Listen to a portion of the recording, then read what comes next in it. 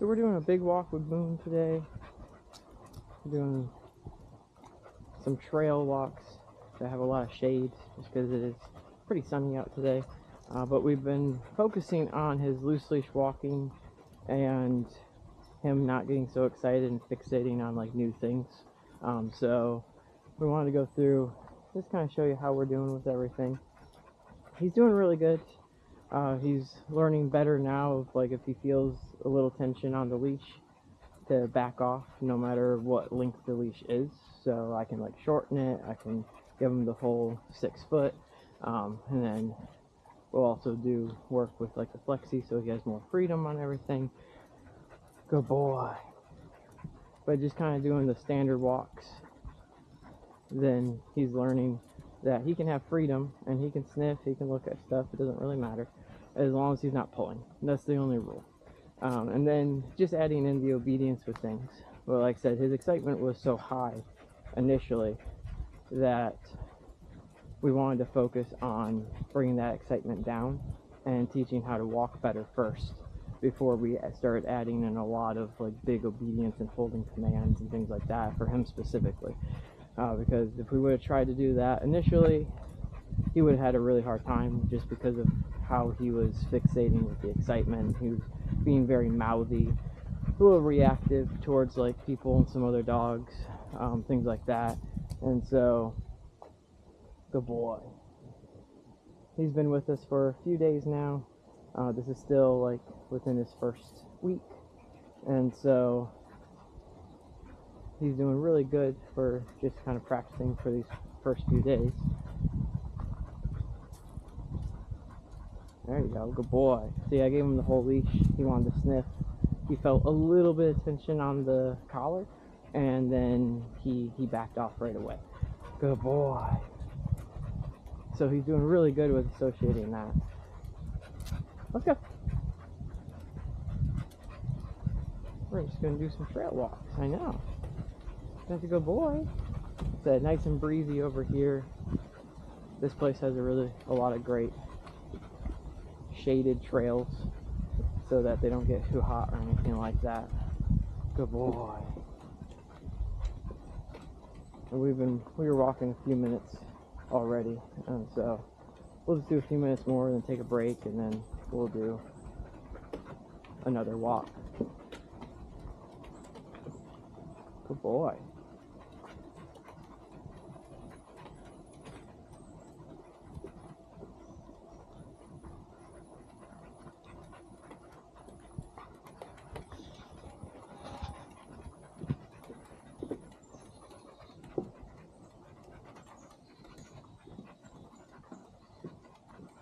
I know.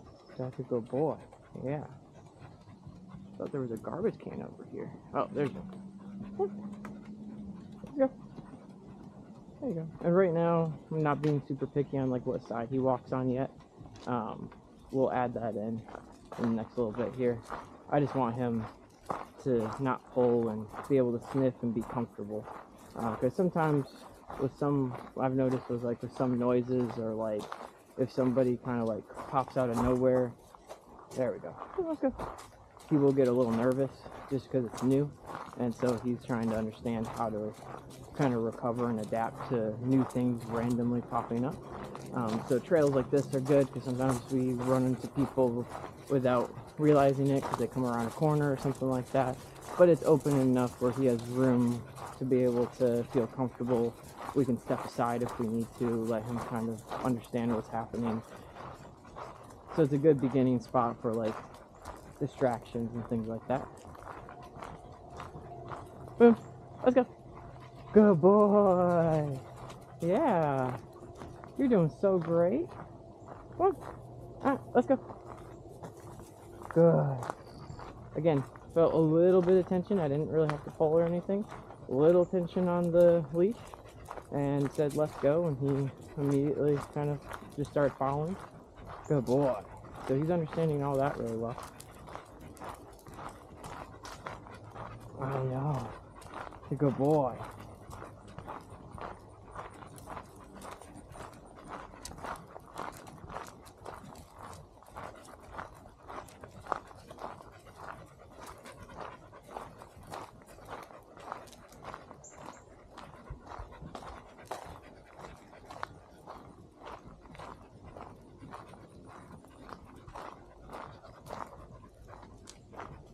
Boom.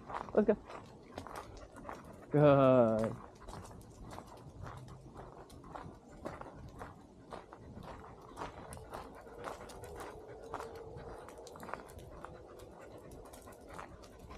Oh, got an itch?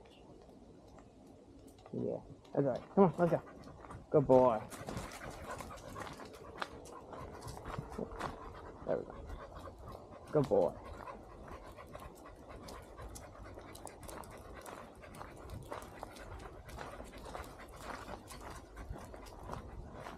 Boom.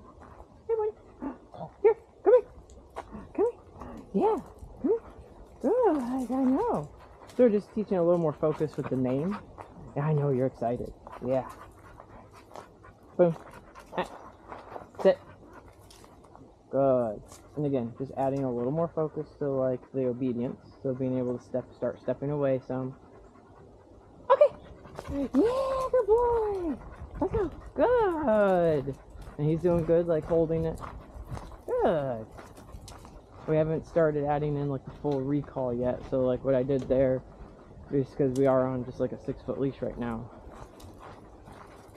I was just trying to make sure he was responding to his name, and then it's kind of like a more informal, like, come here, you know, type thing.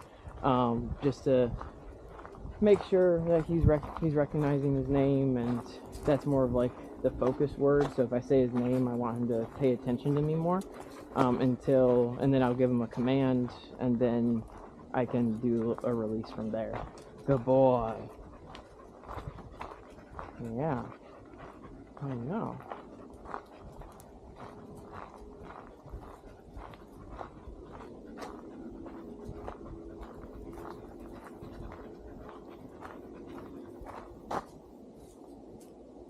Sniff. Good boy. That's a good sniff. Yeah.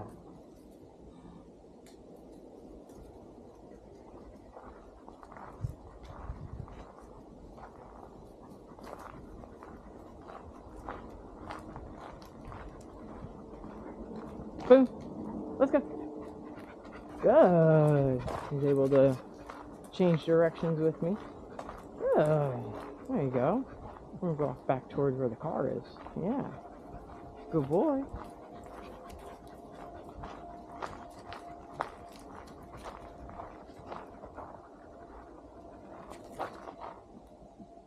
What do you sniff? Huh? What are you sniffing? Somebody see there? Yeah? Alright, let's go. Good. Again, just testing to see, like, he got a little excited there, rushed ahead.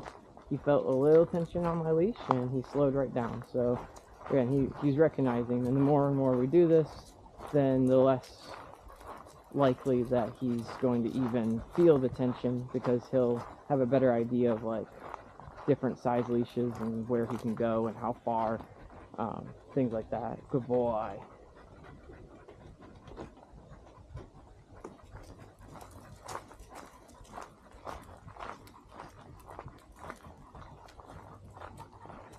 Ah, okay.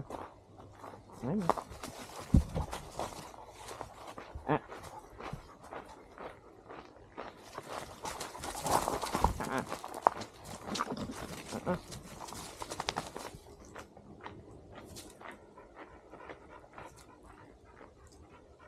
Good. Okay.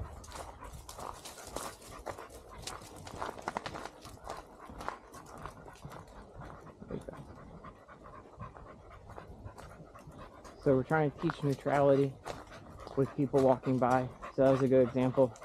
We haven't seen a lot of people yet. So he got really excited. He didn't bark, but he got really excited, wanted to pull towards. So I did do just a and I used the e-collar to just kind of interrupt the pattern, so that when he got really excited, he went to pull, but as soon as he calmed down and he settled and came back to the side and just watched, then everything was fine. There you go, good boy. So we're teaching more neutrality, where we want him to learn that just because somebody walks by doesn't mean he rushes and gets attention, right?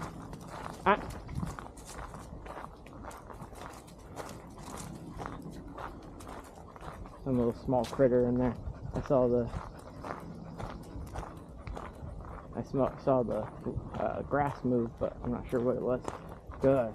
So again, like, he gets really excited with like moving objects, small animals, dogs, people.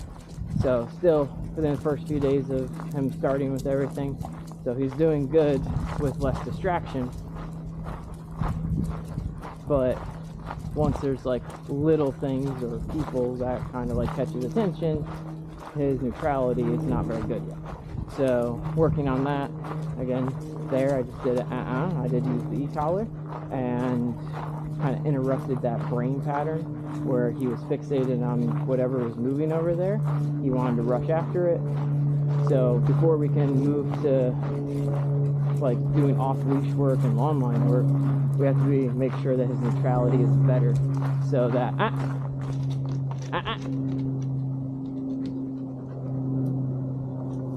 Boone, come on, there you go, come on, not gonna rush. Boom, sit, boom, sit, good. Just gonna calm down. There you go. We got a squirrel over here, so it's kind of catching his attention. Good. But this is why we train in real life scenario, because once the pet parents are trying to do these things, we don't want pet parents to have to constantly correct the dog or like have to get the dog's attention again. We want more neutrality with certain things. So we want to make sure it's all proofed so that the dog's used to walking through areas that have squirrels, people, things like that. And he's looking, but he's looking away now. There you go. Okay. Good boy. And again, just teaching through normal real life scenario so that the dog learns in that scenario specifically. Because the big issue is a dog can learn how to sit and down and stay and things like that, like in a house with very little distraction, or like in a building that has basically no distractions around, maybe just like another person around or something like that. But once they get into these real life scenarios, a lot of that is a lot harder for the dogs, because the dogs want to chase. Their instincts tell them to do a lot of different things, and so the dog just follows those instincts. Yeah, good boy. So dogs learn best if they're learning in the scenarios that they might have to be in later, because dogs can't do a broad learning if they're only learning in one area. So if they only learn in the house or only learn in like a fence area or something like that, they will not transfer that information 100% to other scenarios like other people's houses or public areas or things like that. Especially like parks where there's random things we can't control, like other wild animals that are like prey animals like squirrels and stuff, or people that are just like walking through. We haven't had any dogs cross us yet, so we might not have other dogs out right now, but that's why we'll come back again in a little while and kind of do another training set and see if there's some dogs around. That's a good boy. Come on, let's go. I know. Got water in the truck. Yeah, get a big bowl of water and head back to cool off. That's a good boy. Good. So they have to learn in those scenarios, and hopefully you guys can see like the importance of that, because if I would not have come across these things, like the person, the small animal that I'm not sure that were like in the grass area, and then those squirrels, and like he wanted to rush those things, then we would have just had a nice loose-leash walk for the most part, that like he didn't really care about any of this stuff. But because those things were around and I was able to do a correction and interrupt the brain pattern mid-chase, now he's learning more and more that those things shouldn't matter as much, and like there's a time and place for it. If we're in the backyard and there's stuff running around and he wants to chase stuff and like we have fun together, then that's fine, once his recall's really good and stuff like that. But if we're out in public and we're walking and we're doing stuff, we can't have him bolting and rushing and like reacting and pulling people down and things like that. So we'll learn in these real life scenarios, and then as he does it more and more, he will become more neutral in those areas with those things, and he'll care less and less about it, and he'll be able to focus better in those situations. Thank you. Good. Alright. Let's get loaded back up, bud. You did so good. You did a great job.